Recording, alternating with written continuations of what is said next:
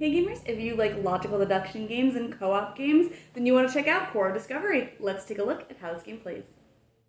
In this game, players are going to be exploring new land and defeating some monsters along the way.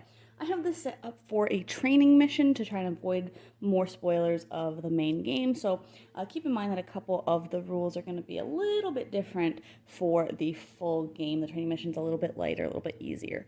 But essentially, you'll put a map into this map board here and cover up all of the spaces with these path tokens so that you can't see what's on the map at first. The training map is a little bit smaller, which is why there are a bunch of blank ones here. The instructions on the side will give you additional setup information or just information about the map, tell you where a peak is, and you know that all rocks have to be connected, so that'll give you some information. This one also has you put a monster out on the board to start off. Players are going to spend each turn exploring. For this one, we come in from column 7, so I can pick any of the spots here. And to explore, I just take off that path token and add it to the first challenge card until we reach the number of days on the appropriate challenge card that we're on to then resolve that.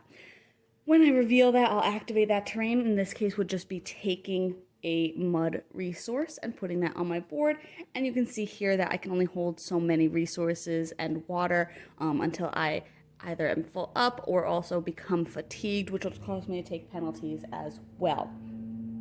Now that I've revealed that, I can take a look at my reference sheet and see what kind of rules those things follow. That's how kind of you'll be able to figure out what's in nearby spots and things of that nature. So for mud, mud is always going to be next to water and rock, but it can be in any configuration, so any of these could be water or rock, but I don't know quite yet. But I can also use these resource tokens to maybe mark if I think, oh, I think rocks maybe come up here, so I think that could be rock, or I think maybe this will be water over here, things like that. And there are other rules that you can follow as well, such as water is always next to wood, etc., so that you can kind of figure out again where things are going to be on the map, and that'll help you get the appropriate resources to complete those challenge cards.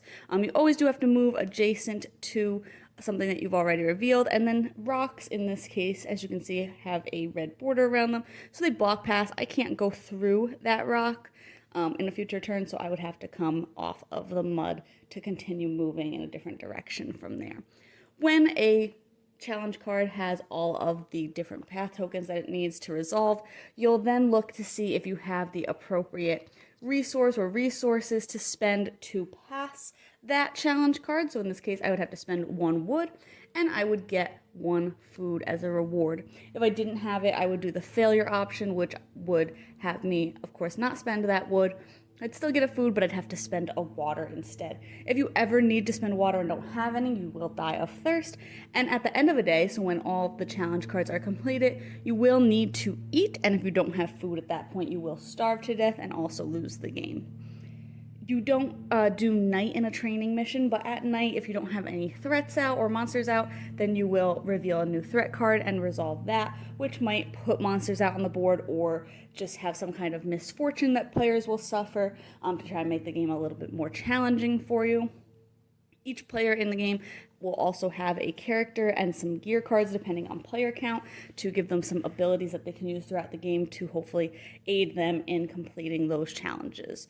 You can use fauna maps in the future after the training missions, which will have you defeating minotaurs in order to win the game, or you can use flora maps, which will have you working your way across different paths to then eventually defeat a giant flora.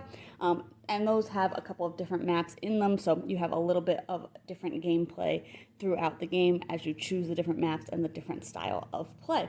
But this game is cooperative, so players will always win or lose together.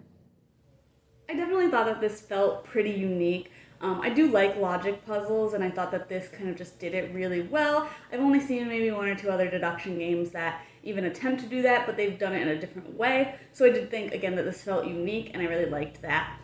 I'm not very good at logic puzzles, so for me, I came in at wanting to play this with about 2 players. I thought was the best because you have somebody else who can kind of help you double check your work and just see, oh, wood can't go in this column, we already have one in that column, things like that, so that you can kind of bounce the information off of each other, make sure that you're double checking your work so that when you're guessing what things are, especially if some of your tools or your characters let you guess what things are in order to kind of get a benefit, you want to make sure that you are double checking that work and getting that correct so that you get that benefit.